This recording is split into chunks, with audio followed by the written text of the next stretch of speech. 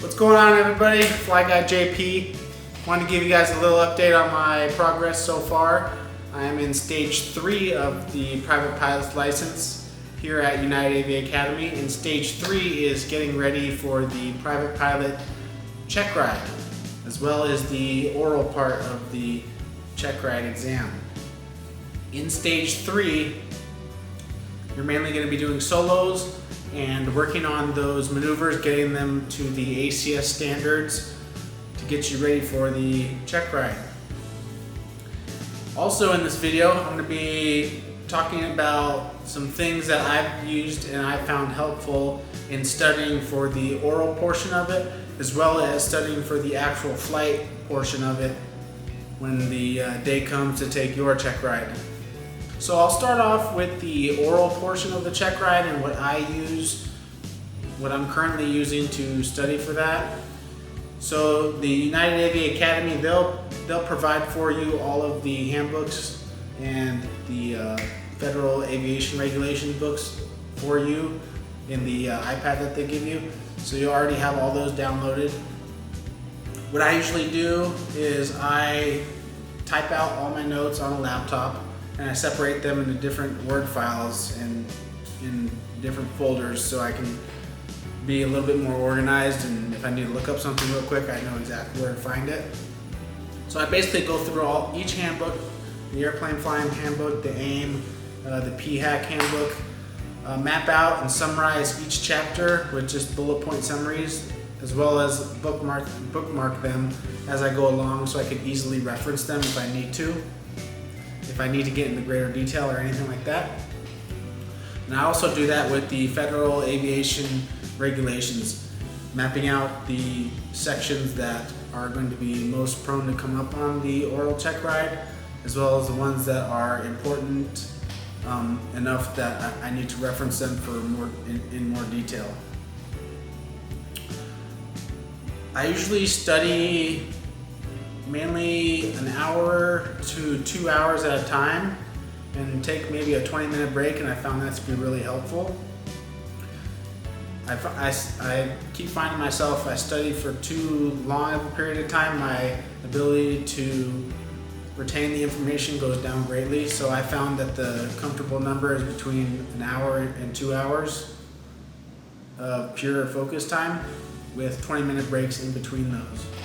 I'm also looking over problems that I got wrong on my FAA knowledge exam, that exam you need to take as part of the conditional acceptance to get into the United Aviate Academy. It's required that they have to ask you about the questions that you got wrong, particularly in the oral section of the private pilot check ride. So you definitely want to go back to your knowledge exam and see which questions you got wrong. They'll have different section numbers for each question, and you want to look those up in the ACS private pilot handbook to see where each section correlates to, and so you can study up more on that information because they're required to ask you about those as well. Now, when getting ready for the flying portion of the private pilot check ride, there's a few things I like to do so far that have really helped me.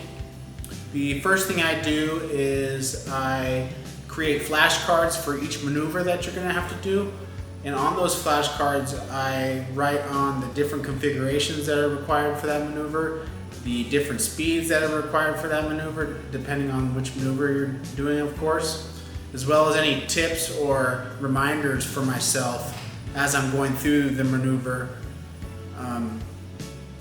that I've struggled with so far, or to keep in mind while I'm doing it on the actual test.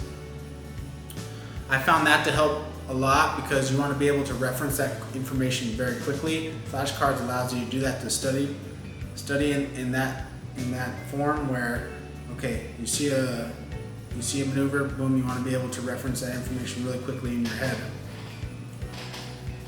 Another thing that helps me a lot is being able to review those flashcards with distractions going on in the background. For example, I like to listen to really loud music while I go through them, or walk around while trying to solve Rubik's Cube and going through different checklists, or going through in my head the different configurations for different landings and takeoffs, for example. Another thing I like to do is I like to actually go to the pool and swim around and kind of use one end of the pool as my takeoff configurations, and then as I'm going to the other end, I like to do my cruise configurations, and as I'm getting to the other end of the pool, I do my landing configurations. And so that helps me practice, one, my takeoff configurations for each different type of takeoff you'll have to do, two, your landing configurations for each type of landing you have to do, as well as give yourself that sense of multitasking while trying to swim, and you also get a good workout out of it as well. And one more item that's really helpful is, it's called chair flying. And what chair flying is basically is you basically sit in front of a poster like this one behind me here, and you run through in your head as if you're doing each maneuver and each configuration for each landing or takeoff, and kind of going through it in your head and pointing to the different controls that you're going to have to go through when you're doing that. So the chair flying helps a lot with your muscle memory. So when you go on the check ride, you won't have to do as much thinking, and you'll definitely give yourself a lot less stress than you really need, because you've gone through the whole process in your head, closing your eyes, gone through the whole process in your head that needs to happen, and referencing those flashcards, the information from the flashcards that you made, to kind of compile them together. I'm always open to learning new ways to study and try and retain information. If you guys have any ways that you like to study, please let me know, and I'll definitely give those a shot as I'm preparing more and more to, working towards my check ride here pretty soon. If you guys enjoyed this video, please let me know in the comments below, as well as dropping your study tips, and I'll see you guys in the next episode. Thank you very much.